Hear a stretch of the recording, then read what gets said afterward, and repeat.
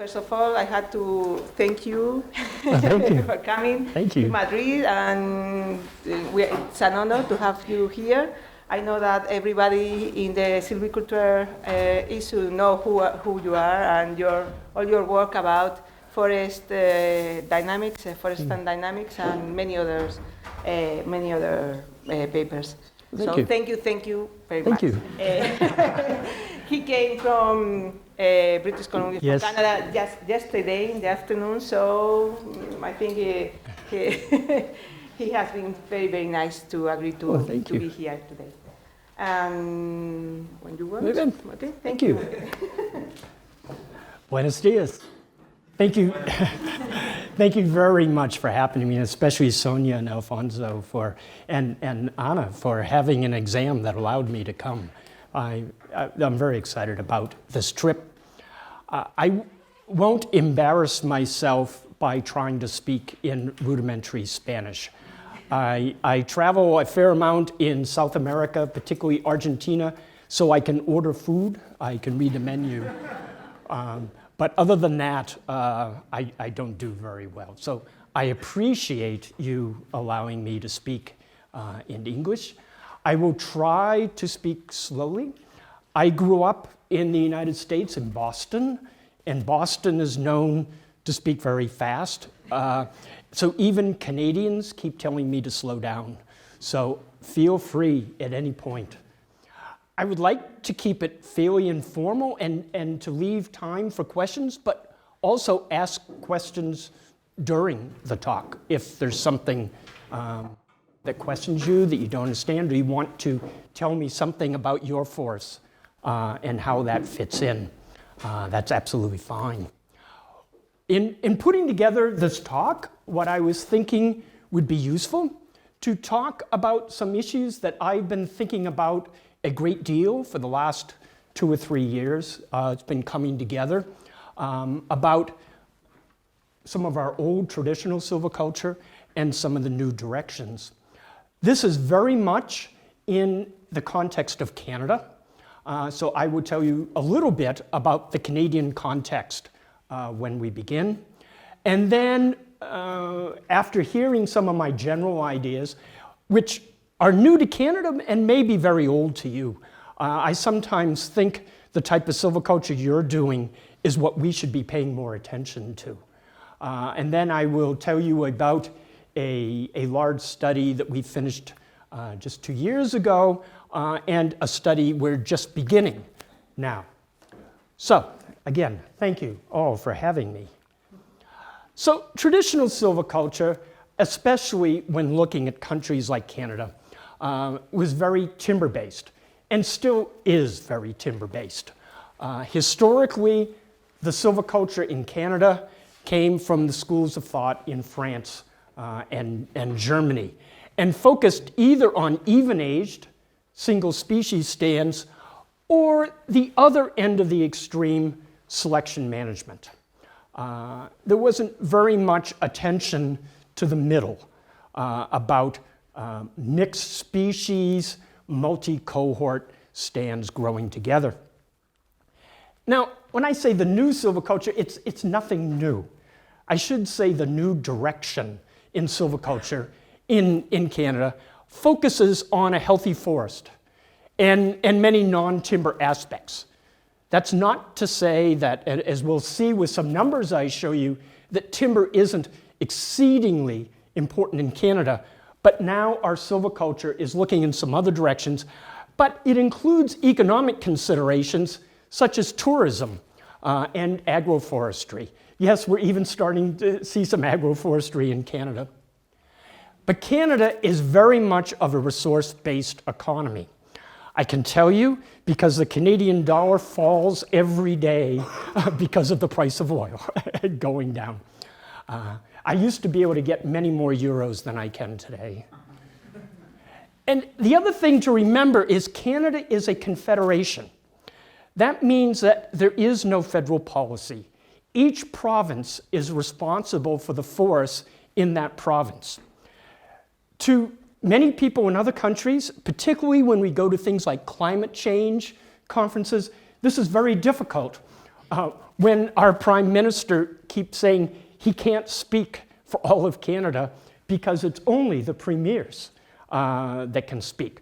So the federal government does not have a major role. In fact, it has a very small role in the management of our forests. But forestry, now if we look at British Columbia, is a significant component of the income of the province. And over 90% of the forest land is owned by the government. However, the government does no management. The management is by private companies that lease concessions. And this is where the money comes, because they must pay a royalty to the Crown, to the government, for all the timber they harvest. In the early part of the 2000 millennium, in British Columbia, forestry in all aspects, including taxes on forest companies, was 45% of the income to the government, which means things like health care depended on silviculture, which is amazing. And forestry as an industry is still a major source of employment, all aspects of forestry. Now, in terms of change, three factors I think have been coming together. One is the rise of environmental awareness, and this has been going on for quite a few years now. One is questions of land tenure. I'm not going to talk about this much today. In Canada, this has become a huge question.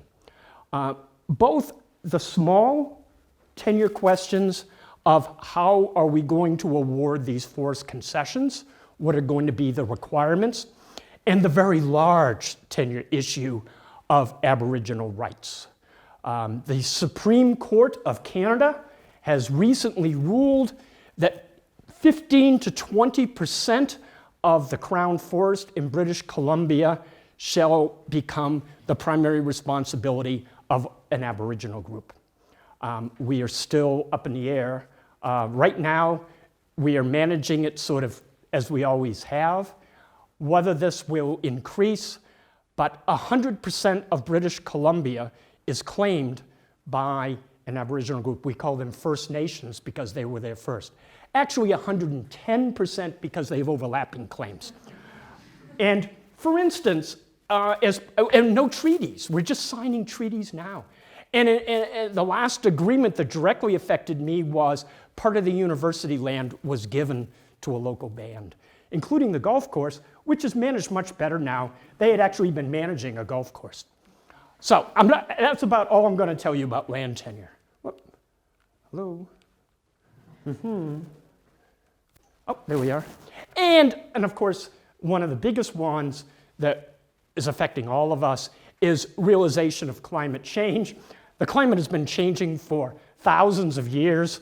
We seem to have a recent realization of the changing climate. So we'll be talking about these. Now, first of all, Canada is very large, as I'm sure you know, about 10 million square miles. You have about 500,000 square kilometers. You have about 500,000 square kilometers, I believe. So we're about 20 times the size of Spain. But high productivity is restricted to very small areas because much of the country is boreal forest or tundra and too cold for high growth rates. That very much affects the direction of silviculture now. And because it's not conducive to intensive plantation management. And that is going to be playing a bigger and bigger factor, as you can see. Canada does not have many people. Our population density is about 4 people per square kilometer. And looking up on Wikipedia, I believe Spain is about 93. But just as flying in, and I could see how uneven your population density is, that is a huge issue in Canada. 90% of the people in Canada live within 200 kilometers of the United States. It's all on that southern border. And as you go further north, it gets colder, and we don't live there. So here's Canada, here is British Columbia, and you can see are different provinces. So a lot of what I'm talking about here, and you can also see, here's the mountains, and then we go through the flat area, and then it rises up. All this area was glaciated. 10,000 years ago in Vancouver, the ice was almost 1 kilometer thick where our university is. Much of the good soil of Canada is now in the United States. They have never seen fit to pay us for our good soil, which is all down here, which leads to the high wheat production in Canada. It's all growing on Canadian soil. Here is a rainfall map of Canada. So when you look at what we refer to as the maritime provinces, it may have up to 1,600 millimeters. The forests in the center, here is grassland. Up here, the forests have about 200 millimeters. But the coastal mountains in British Columbia, where I do much of my work, is 5,000, up to 5,000 millimeters. So we have a lot of range. Now, we're going through this transition of resource exploitation. And there's a big difference even in Canada between the West and the East. In British Columbia, on the West Coast, the first managed stand, the first stand that we created and have been growing, was only harvested in 2005.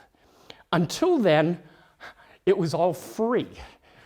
And this is why, we're leaving resource exploitation, and we've been managing forests for a long time, but we haven't been harvesting them.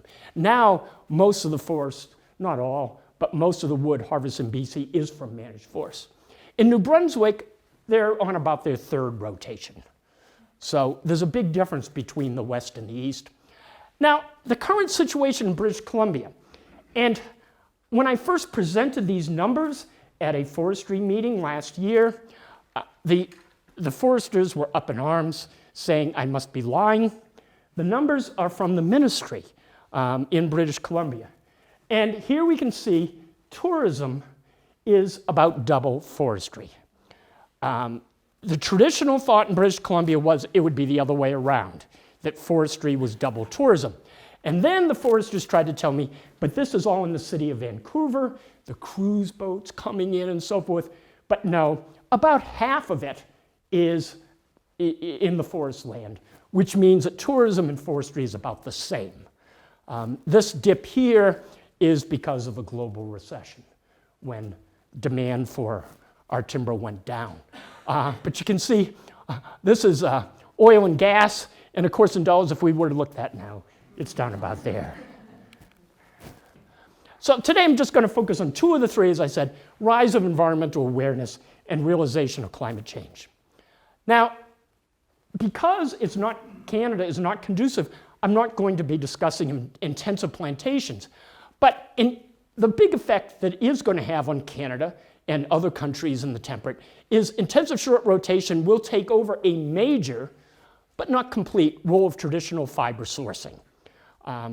It's just phenomenal when you look at the growth rates in semi-tropical and tropical areas, that most of the traditional fiber sourcing, but it's all commodity-based. This is going to be where the low-value products, pulp and paper, 2x4s, and so forth, things that have nothing specific about them, they're just commodities. And our more extensive, you might say, traditional forests will focus more on wood for value added. It's going to have to be growing high quality. The wood in British Columbia that we just inherited was very high quality because of the nature of the way the forests had grown, which was very slowly and with high densities. However, as we go to management, unless we focus our silviculture on creating high quality wood, we're not going to be getting that the way we did. And we're going to have to be thinking about other economic products, including tourism and various visual qualities. And this rise of environmental awareness, that about 25 years ago in British Columbia, we had major protests that shut down most of the forest industry along the coast. And in reading the news this morning, I see that there was still another agreement signed yesterday in Canada that the focus point for the protest was in an area called the Great Bear Rainforest, and they went to ecosystem-based management that allowed some harvesting, but an agreement evidently signed yesterday, there'll be no harvesting in the Great Bear Rainforest. That's a very small part of British Columbia, but it's just an indication that this idea of public opposition to clear cutting continues. Now, because we have a large amount of public ownership, 90% of the forest land in British Columbia has led to mandatory public consultation on all management and development plans. And also, legally in Canada, there always has to be consultation with the Aboriginal groups who have rights and title to the land. And the rise in tourism has led to a great influence of visual qualities in the stand. And sometimes misguided. So one of my colleagues that some of you know, Stephen Shepard, produced this sort of hypothetical relationship a number of years ago now, where he talked about on this axis was how sustainable was the forest, and this axis was the visual quality. And he pointed out that our management in BC is all over the place, but there's only this one zone where the ecologists and the people concerned about visual qualities, the public, were in agreement. That when everything is bad, everybody is in agreement, and when everything is good, everybody's in agreement. But much of the time, we have misguided public perceptions when we go to public consultation about sustainability. Another one of my colleagues a number of years ago, Hamish Kimmins, wrote a very famous article called Beauty and the Beast, and the idea being that some of the least beautiful forest management is actually the most ecologically sustainable. And he just brought into the idea that this isn't always what we should be striving for. So the emphasis on visual quality is sometimes quite misguided. Now, traditional silviculture was oriented towards the tree, not the ecosystem, so it focused on what could be harvested. When we had management plans, it wasn't about what to leave, it was about what to take, which means silviculturists weren't designers. I mean, we're actually architects. We're trying to create a stand structure. But it used to be, what could you take out? The emphasis is changing, and the focus used to be on wood products and oriented towards economics, both the costs and the benefits, and it really led to optimization. Forestry was how linear programming became important in the world. When you look at the operations theory literature about linear programming, we were the advancers. However, it's now one of our biggest enemies, because single objective with constraints means that timber money, I mean, we did it net present value, became a single, so everything other than net present value was merely a constraint, which means that even though in our policy discussions we talk about multi-objective management, every time we put it back in linear programming, we throw it out. And everything other than timber became a constraint. So we can't move forward unless we move backwards. Linear programming is a very, very important tool. I teach linear programming. It's very powerful, but we have to use it with much more caution. And we need to be looking, one of the things, well, we have a friend, the person who's going to see Mark Ducey. Yeah, so if you've read what Mark and I wrote a number of years ago on fuzzy set analysis, maybe, and there we started talking about how you could look at multi-objective in a way without linear programming. So what would silviculture look like if timber were treated as a constraint? What if we kept that approach? But we didn't have net present value. At least we didn't have timber as the objective. We made a constraint such as, like, you must produce a certain amount of timber, but it's not maximized. At that meeting last year with foresters, that's where I presented, what if we maximized tourism and we made timber a constraint? We turned the management of forests over to the Ministry of Tourism, and we said, okay, we're going to manage for tourism. All the silviculturists are going to come to your ministry, but there's going to be, just as we had visual constraints, we're going to have timber constraints, and you need to provide X cubic meters to forest industry. The world would be wonderful. Forest industry would have a steady supply. They wouldn't have to worry about all this. It would be up to the ministry. And a big thing in British Columbia is firefighting. And I jokingly told the foresters, wouldn't it be so wonderful to turn firefighting over to the Ministry of Tourism? That is by far the single biggest cost in the Ministry of Forests. It affects all of our budgets because we never know if we're going to spend a lot of money on fires or not. And what gets hurt first is research. In a big fire year, all research money gets cut to go fight fires. What if we gave that to the Ministry of Tourism? We could have a nice steady budget. So I was trying to explain to foresters, maybe you shouldn't be against all this. Now, a big part of what we do in British Columbia is the retention system, growing use. This must be actually increased use. It has nothing to do with growing trees. It's an increased use of the retention system, and trees are left into the next rotation for environmental reasons. Now, they may contribute seed or shelter like a shelter would, but that's not the purpose, because often, most of the cases in British Columbia, it's actually used in conjunction with planting.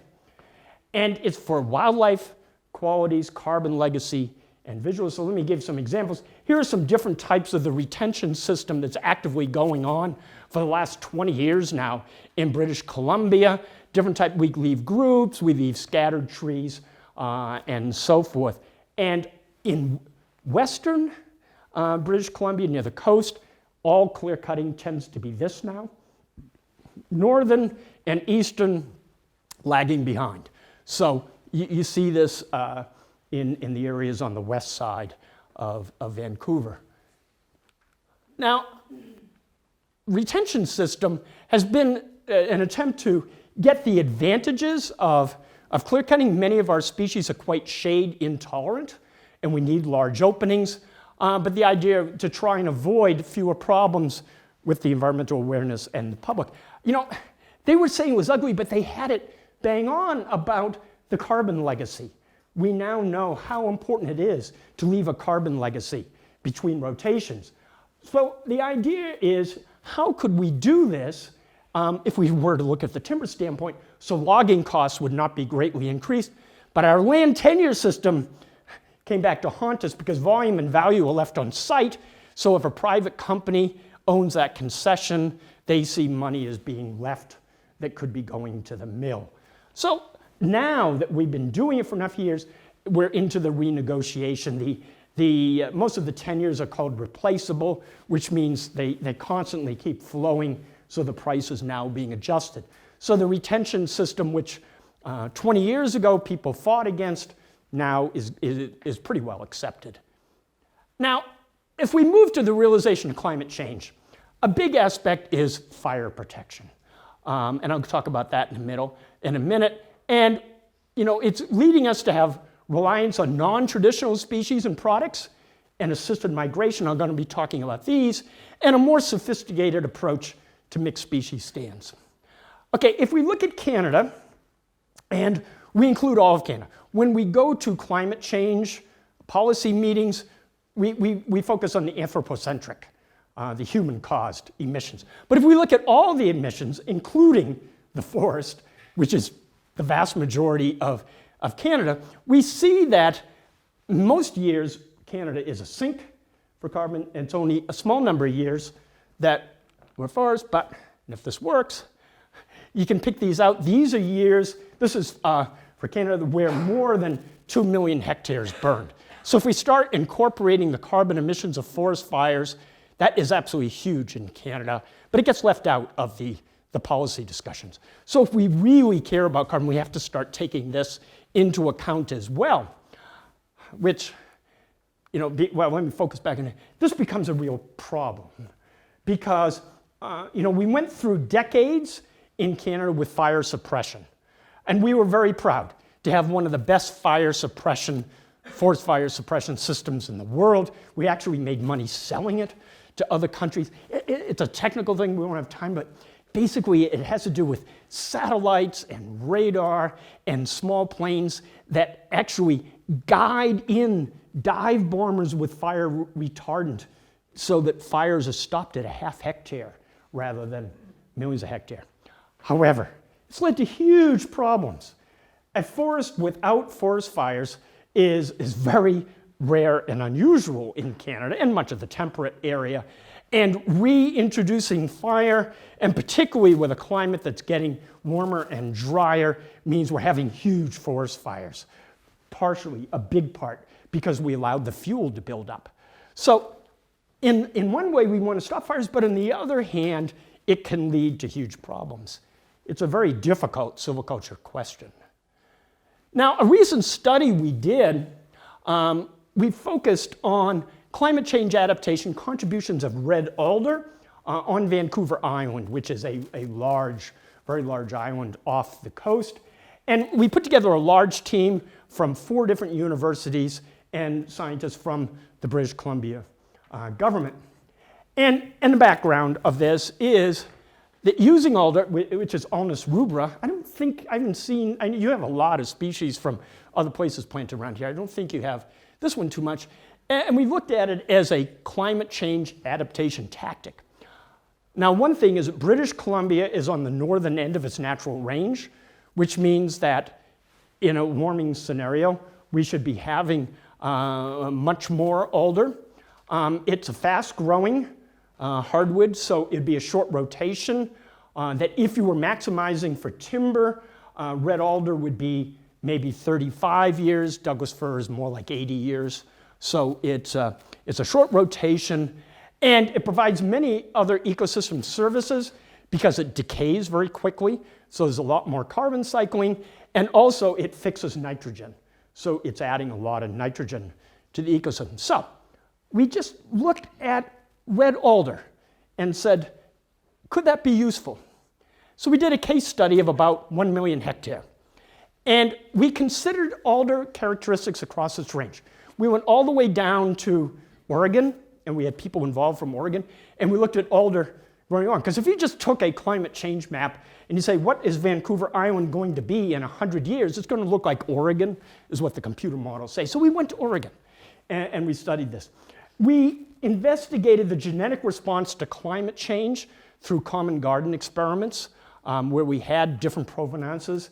And we also then looked at the supply chain constraints. Right now, alder is not a big timber species in British Columbia. And that's fascinating because for a value-added product, it's wonderful.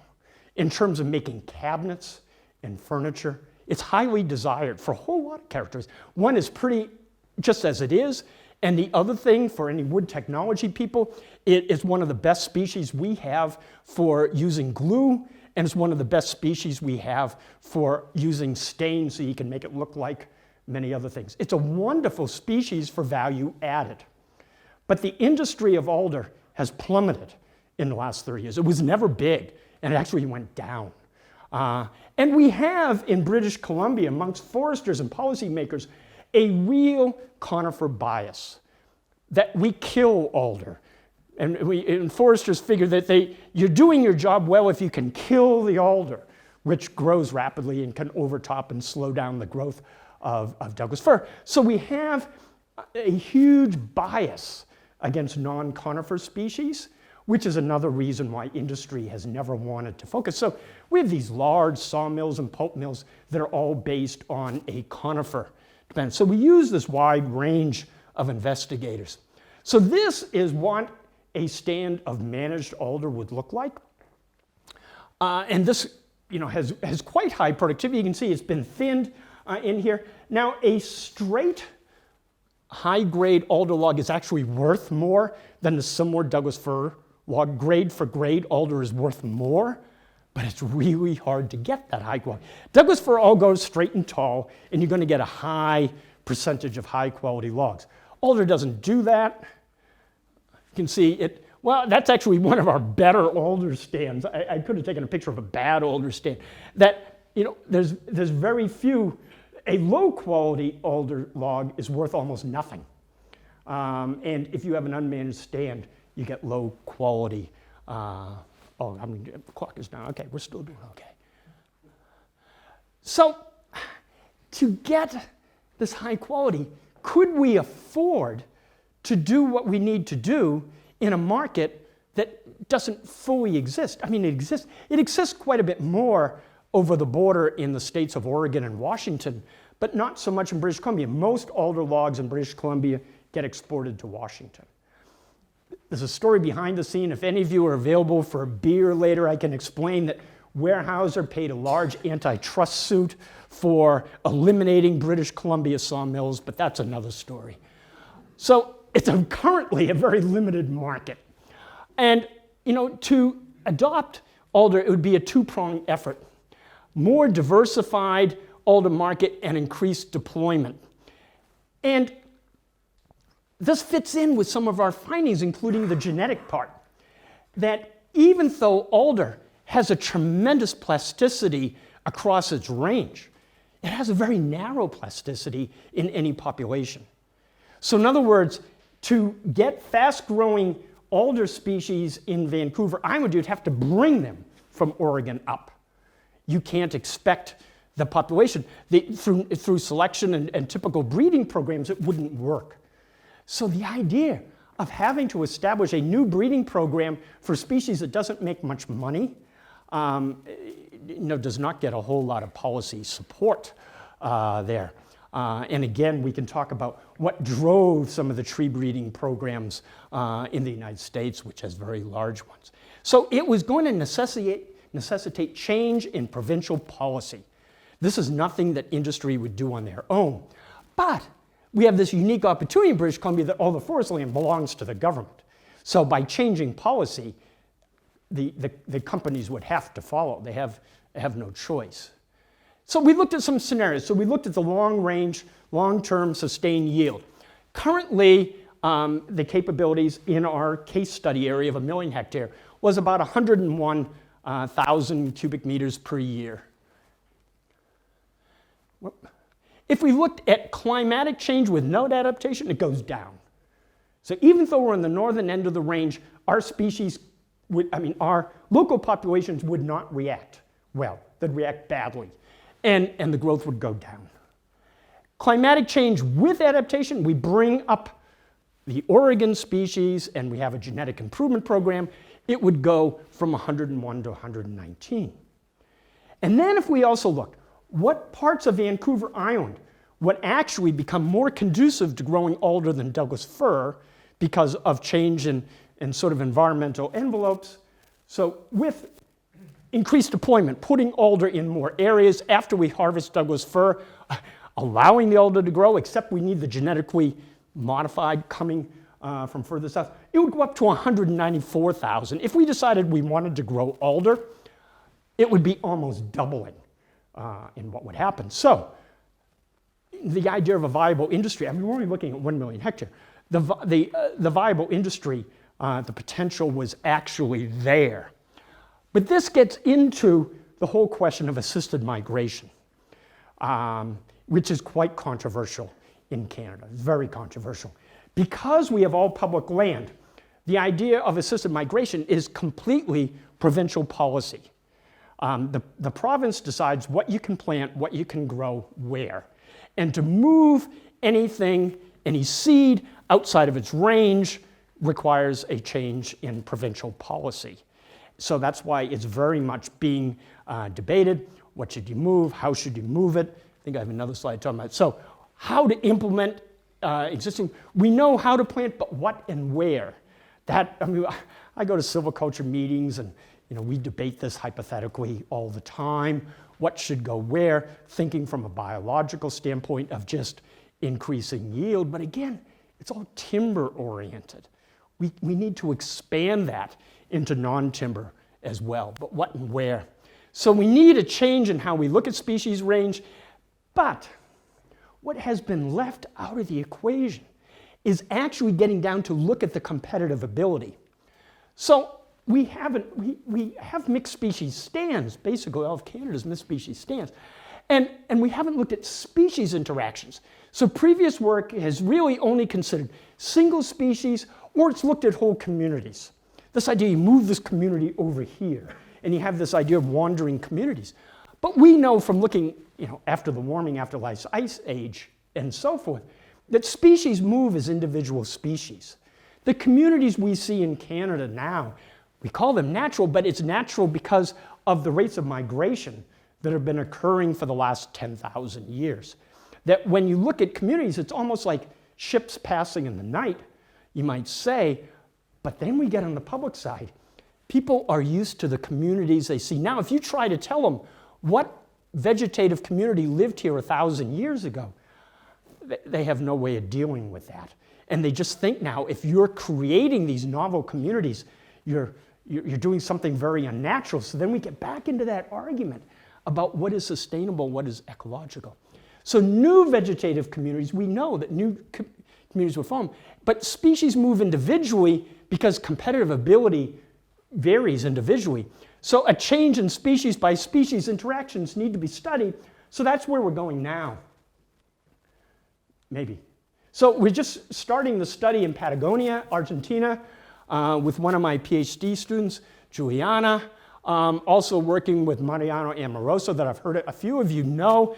Mariano was a student with me and a postdoc, and he's now down in Argentina. So Juliana leaves in 2 days, actually, to go and begin her field work.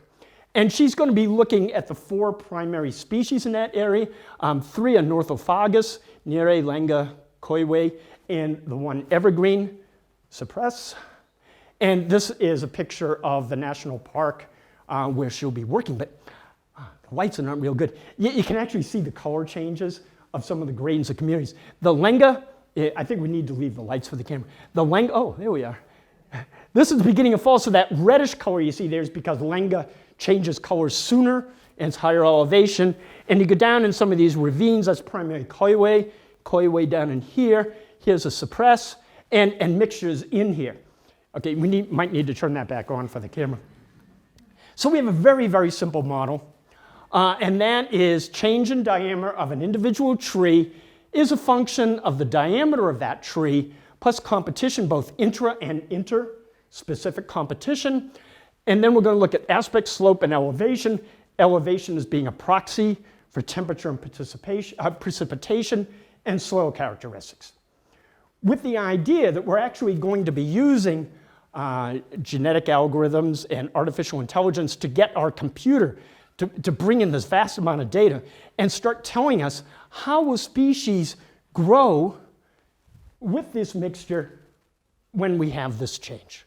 Because we have existing climate models for Patagonia, and we can now play with different scenarios of not how the community will move, but how the communities will change. What is growing, dominating other species now, and how will that domination change? Which is the beginning of what we need to do if we start to want to consider, we don't know what these novel communities are going to be, but we should be able to look at the reaction of some of the tree species. So, where does this leave us? Oh, the timing is working out fine. So wise economics will be broad-based. This is Bruce Larson's speculation now. That wise economics will be broad-based, not just timber.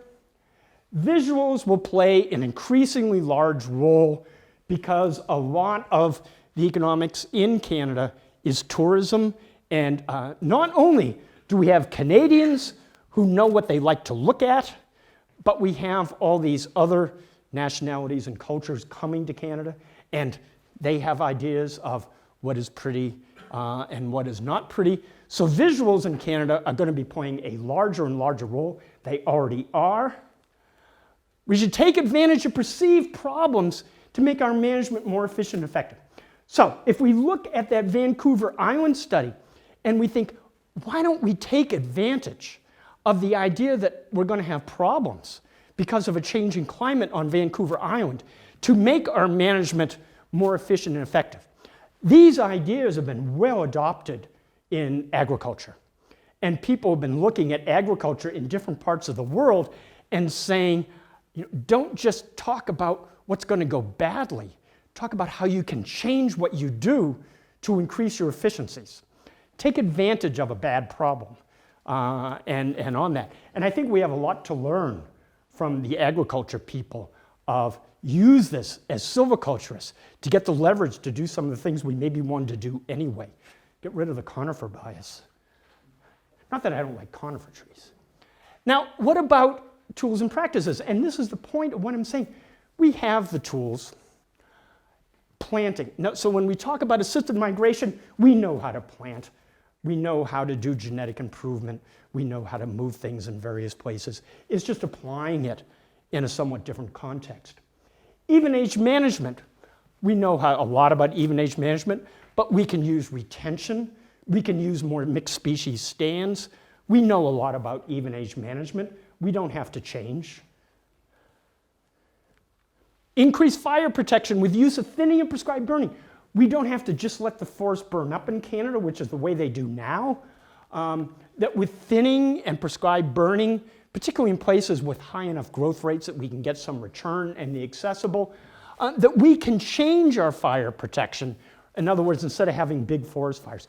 This has become a huge program in communities around British Columbia where we're protecting the communities. Because this urban wildland interface is so important for two reasons.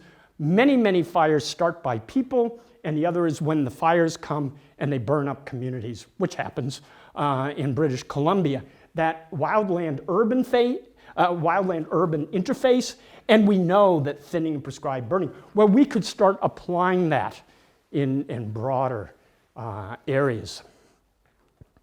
And management for higher valued products. And I'm not alone in this, our entire faculty thinks that Canada's on a trail of doom if they keep wanting to compete in the commodity market in forestry. We just can't grow things that fast. Even the southern United States, that loblolly pine plantations, it's 4 to 5 to 6 times more wood than we can produce in our best stands. We're too far north. It was great when we had this wonderful forest. You could just cut it down and get high quality commodity products. We can't do that anymore. So our faculty has been arguing for a long time. We need to start looking.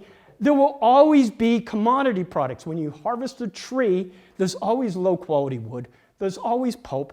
There's always 2x4s. But why not grow a high quality log and get the commodity kind of as a tack on rather than focusing on the commodity product?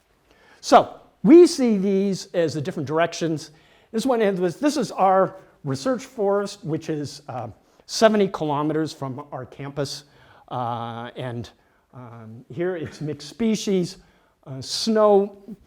Last year it wasn't, many years year round. That's a provincial park where the peaks are. We don't manage that, but we manage all this here.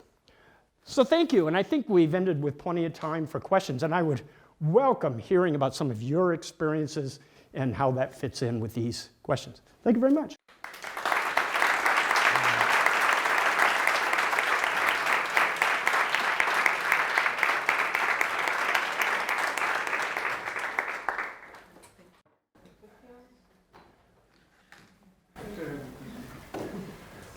Dr. Larson, I'm from the University of São Paulo. Oh yeah, that's where all those plantations that are killing us are, yes. Well, but at the same time, I was just wondering, maybe your main message is, well, we have to have an economy more, or expand our horizons in a certain way when we manage a forest. So looking at other issues. Even if we change the main source of, like you put commodities from other places, we'll still be managing landscape level. Yes. Right? Yes. So in our part of the world, maybe it would be more watershed management also. Mm-hmm. So how do you react to this kind of... Okay, I think, as we move and we understand more of the now famous triad approach of the extensive, the protected, and the intensive management. One thing we haven't focused on is the spatial arrangement. We've tended to only look at productivity of land, and we say we put the intensive plantations on the fastest growing land and so forth.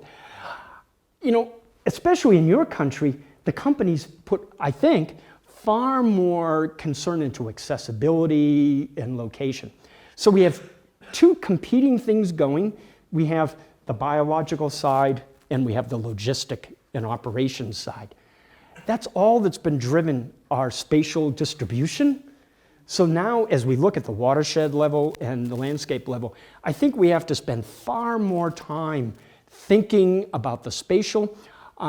It's not just for visual qualities. Some places visual qualities, if no one's looking at it, are less important, but especially wildlife qualities and water and so forth. So the answer to your question is I really think we haven't spent the time locating how we're going to adopt the triad approach.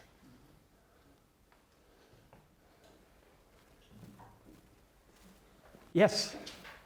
Can you go back to the previous slide, please? Just a quick question. That's not too far. Yes? Okay, yes. Regarding the 3 points, it's increased fire protection. Yeah. I heard that currently there is a trend in Canada and also the United States on both sides, both coasts. The what is? In, a trend, yeah. in a paradigm in forest management, which tries to emulate natural disturbance, including fire. Yes. So my question is this against that paradigm, or is that another thing? Or? I would argue it blends together.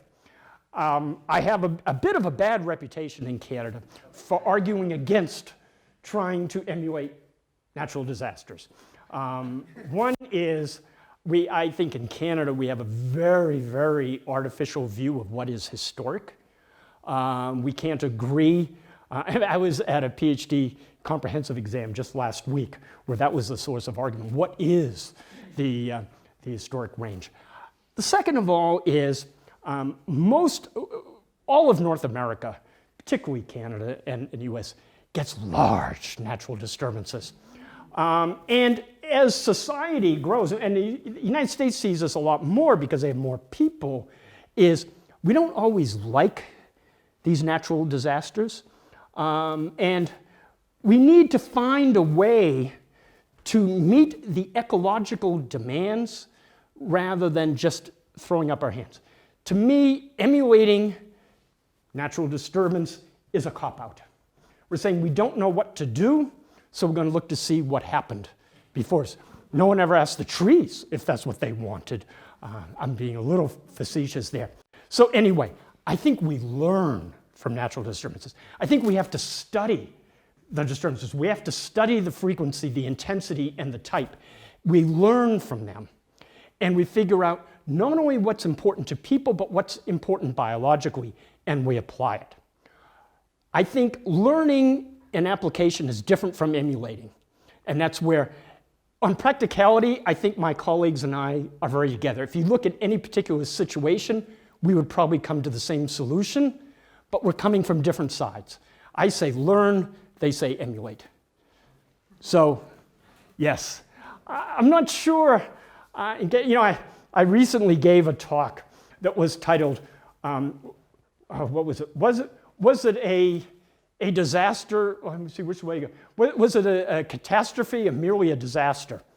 And in that, I brought up that disaster has a social component when you look at the English word, where we talk about catastrophic disturbances.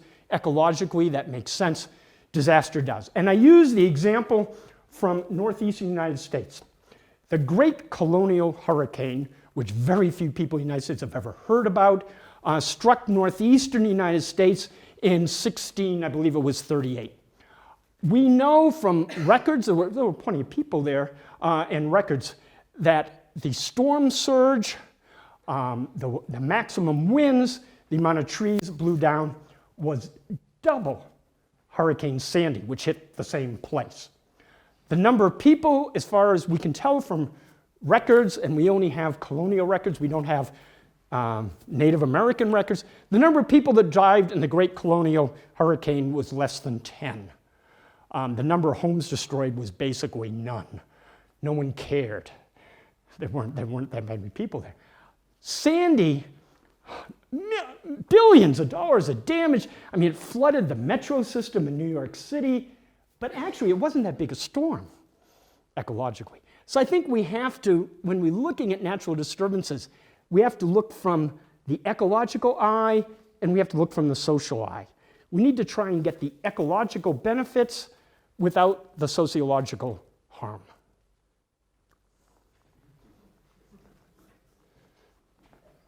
Yeah?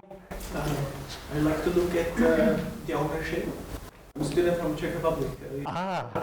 The ownership of forest is also mainly state. Yeah. As you say, the majority of forest, 90% of land is the Crown. Queen. Yep. We still have the Queen of England as the Queen of Canada. The multi-purpose forestry is even possible if, for example, the linear programming could be considered as a constraint when it's the only objective. If you look at the examples of Switzerland or South Germany, when the small owners have Yes. at times different aims, and Yes. they use various silviculture systems. So if this can be achieved or if any major revision of the system is needed. Yes. I think that this large public ownership in Canada is both a blessing and a curse. When you look at Germany, much of their diversity of approaches has been because of the diversity of tenure. And there hasn't had to be many major policy decisions.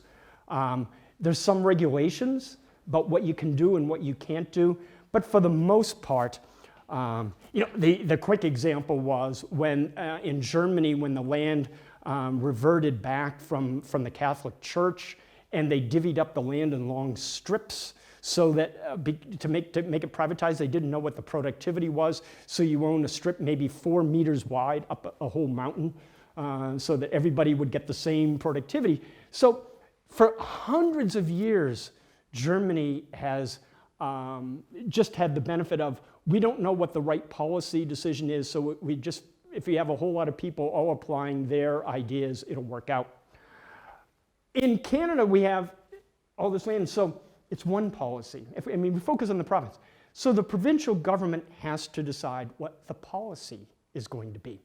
Well, one of the things, the easiest policy decision is to decide what land should be taken out of commercial productivity and made some sort of protected area or park, of which now we're up to 18% in British Columbia has been taken out of production and put into protection. So then you have the rest of the land. And then, like I say, it's a blessing and curse. One would say, the government could, with the stroke of a pen, change our direction. Not exactly like that. And that's because in British Columbia and the other provinces, we have this very complicated structure. I'm also giving talks about something.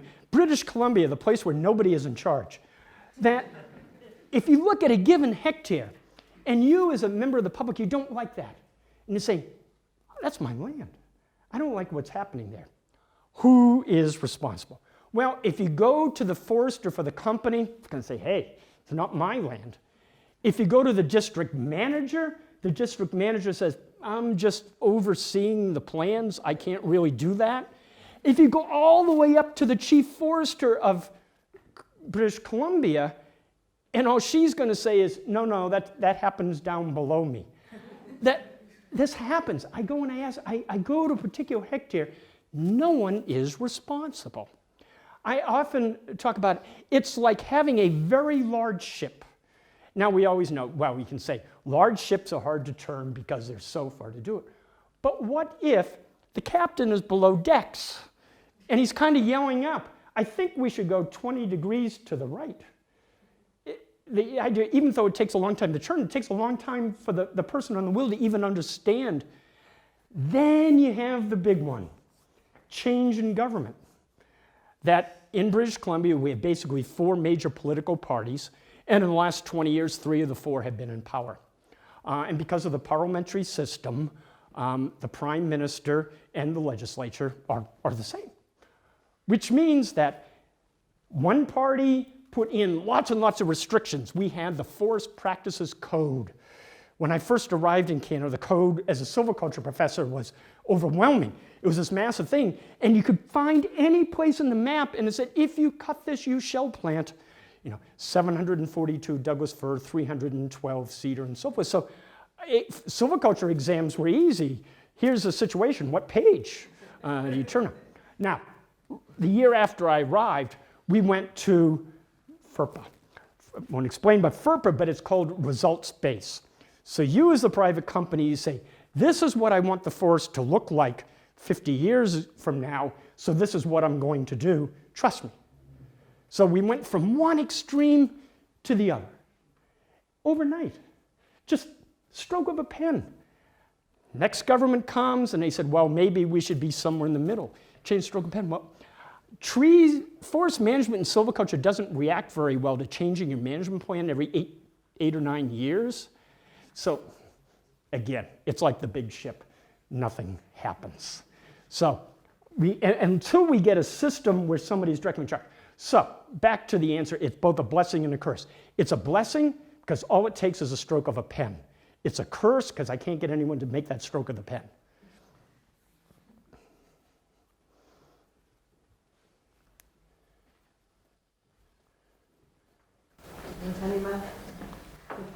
Maybe to take the foresters to the Ministry of Tourism. Yes, yes. They might know more about what they want. No, that was facetious, but and making a joke. But I think to try and get foresters to think about maybe we could change.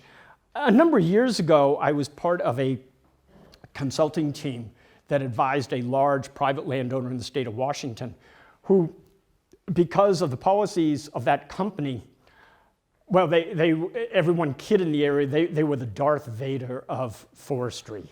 They were hated. They're actually hated. So they brought in a group of 5 professors, silviculturists, ecologists, economists, and so forth, and they said, write a 200-year plan so people will love us. Well, we wrote a plan that maximized visual quality. And the second, we actually did 2 objective planning, and the second one was wildlife habitat. Because it was very much of a privately owned, it was owned by a family who had bought it. They knew how much they had paid for it. And they were also investors. And they said, here is how much we paid. We want a 14% return on our investment. This was before the recession. 14% return on investment. So we did some quick math and said, okay, that's a lot of wood. And that became a constraint. They said, give us that money, which is what we would get if we had invested in a company or something, and maximize visuals and wildlife or whatever is going to make people love us there. So I think one of the greatest nights of being in silviculture was the night as we were preparing the final document. And at 2 in the morning, I was in an argument with our wildlife biologist.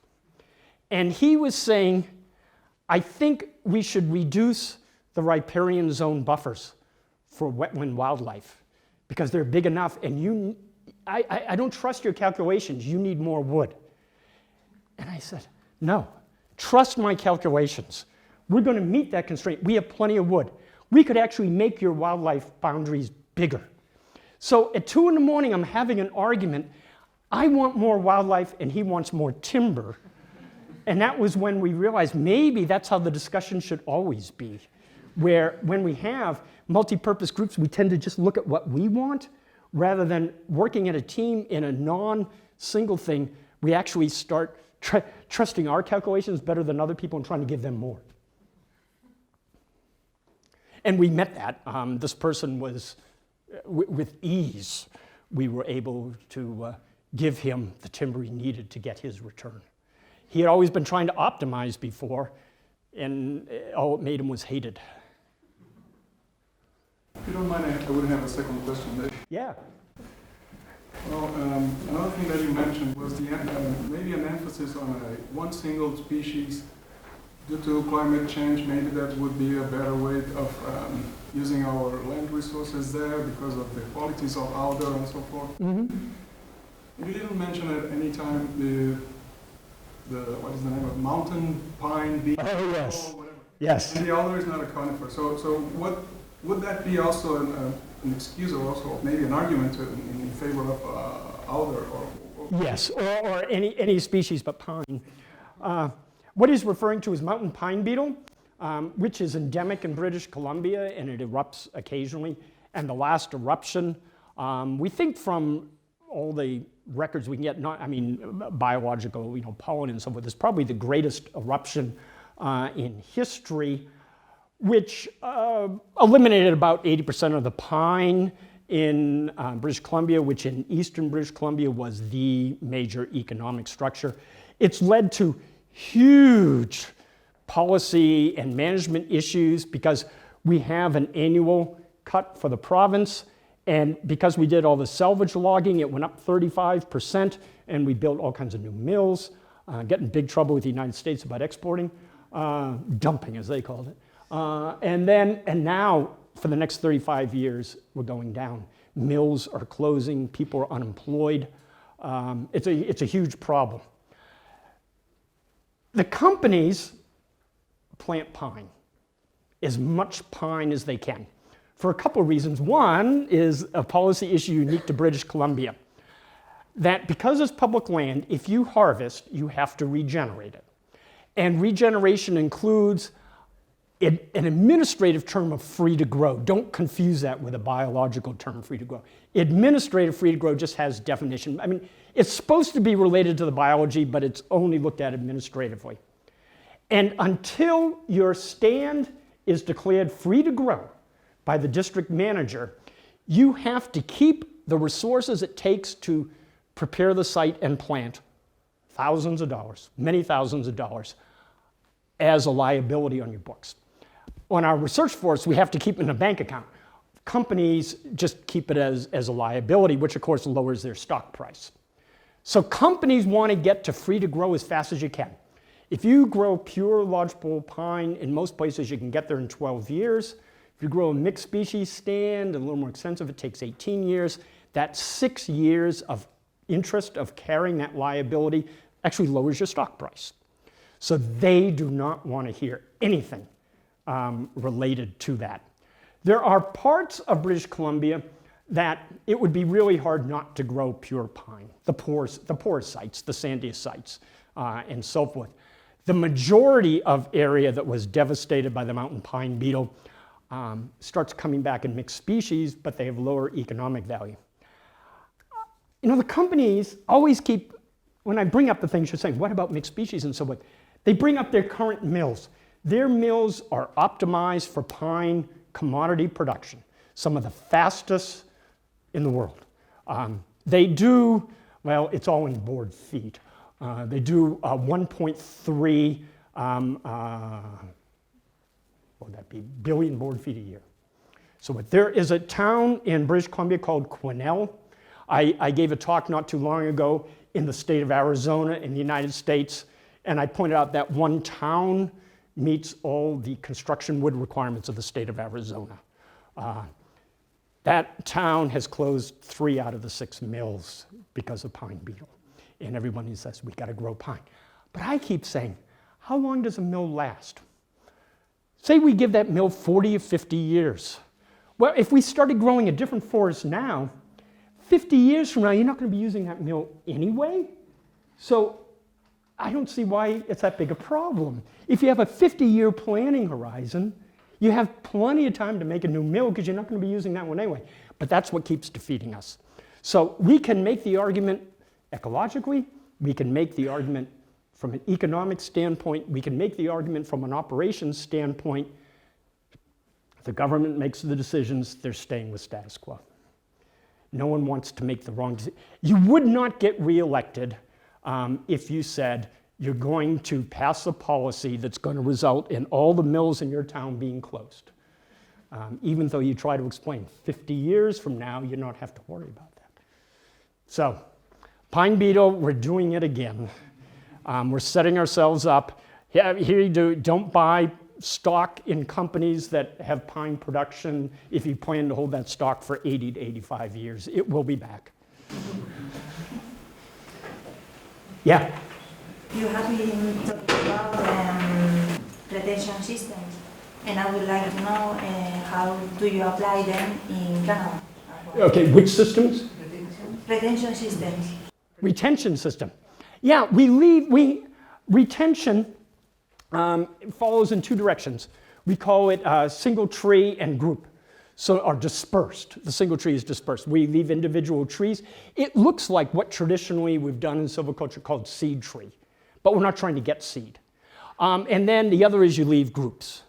So what we try to do in clear cuts now is that any area of your clear cut is within 2 tree heights of a standing tree. So it means clear cuts have curvy edges, which visual people like, and it means we have trees in the center, which wildlife people like, and ecologists like because of the wood going down. So the way we apply it as foresters is, when you're going to harvest an area, you look for what we refer to as biological anchors, places that you probably might not want to harvest either because they have high wildlife value, or maybe operationally it's difficult, maybe they're wet and you could not, maybe it's too steep or whatever, and you circle those. And you say, what if we made every one of the biological anchors a retention area? And then you add up to see if it works, and you may have to add some more. We use sophisticated wind models. We have a lot of wind and steep terrain. We use sophisticated wind models to predict what parts of the opening are most susceptible to blowdown, and we avoid that. Our wind models, and these were developed by a fellow named Steve Mitchell, who some of you probably know of. And his research has pointed out the single greatest impact is not the stability of the tree, which I focus on, it's fetch. It's how long can the wind blow before it hits that tree. And you can interrupt the fetch and protect trees that's there. So it sounds relatively sophisticated, but we have the software to do it. And now, it used to be, I mean, even 10 years ago, it was a matter of foresters walking through the area, finding the biological anchors. Now we use our LiDAR and satellite to identify most of the biological anchors. And with GPS, those areas are marked off. So those trees are marked for do not cut. And a big part of this too is also logistics. In steep areas where you're using cable, then it matters. You have to figure out how many settings you're going to have for the cable, because you don't want to have to harvest around those things. So they will get modified too, based on, we will calculate the increased logging operating costs of different settings for the cable system and adjust them some more. So it visually, it's increased our standing way up here. I like the carbon idea. In fact, you know, and I keep saying to people using Steve's model, it's okay for some of those to blow down, because we need coarse woody debris in our next rotation. We have very strict safety laws about leaving standing dead trees and wood on the ground for logging. So my idea, Steve doesn't like me too much for this. See if I can quickly go back. Oh, I was hoping I could just hold this button. Now, let me just jump here. Be faster. Okay. This is a picture by the government. I attended most of my lectures. I took this whole slide from them. When I focus on this, I take one 4 years later. And most of this clump here has blown down, which some people view as a failure. I view it as a huge success, because that just put a lot of coarse woody debris on the ground in a new stand, which means 10 to 15 years from now is going to have huge wildlife implications all the way up. So I like actually designing it so some of it blows down. What could be better? You log it without the cost of the large woody debris. You go away and then nature throws a bunch of the trees down after you leave. I just have to keep convincing foresters and our research force not to go back and salvage log those trees. Keep saying, I intended those trees to blow down, leave them there. So it's a very interesting system that you can play in. The idea of slowing down the next generation, because species like Douglas fir are very shade tolerant, it has a lot to do when you look here at excuse me, the canopy structure. For instance, it's 20 years ago now, there were 2 scientists in the state of Washington. One said for a given amount of basal area left, you had a 20% reduction in growth. And one said you only have a 10% reduction. And the difference was what the structure of the crowns look like.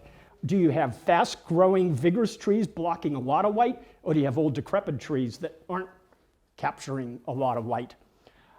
One thing we don't know. We do know the next rotation will be slowed down. But if you think about your typical growth curve, two possibilities. One is you might shift the curve so basically you'll get the same standing volume but at a later time. Or the other is you have a % reduction, in which case you'll never get to the final one. It's too early. We haven't been doing this.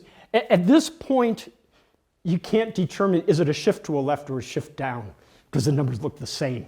There's too much noise. Eventually, we need to figure that out because that argument in Washington was assuming you had a permanent reduction, not a shift in time. So if you believe in final constant yield, you believe in one. Do you use them for improving habitat species? Yes. Do we use, we do. And that's an interesting controversy. Which it's always based on our perceptions of habitat, habitat suitability indices and so forth. We had one review of the forest and fish laws in the state of Washington, which is totally based on that. Dan Botkin was, I may have heard Dan Botkin as a ecologist. And the panel's conclusion after 3 days was, no one has ever measured the salmon. You did what you think salmon will like, but you don't know if they like it until you measure the salmon.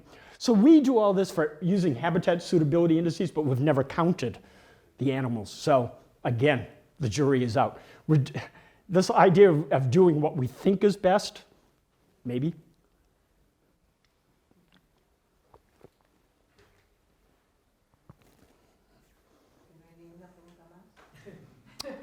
Well, thank you very much. I've enjoyed being here. Thank you.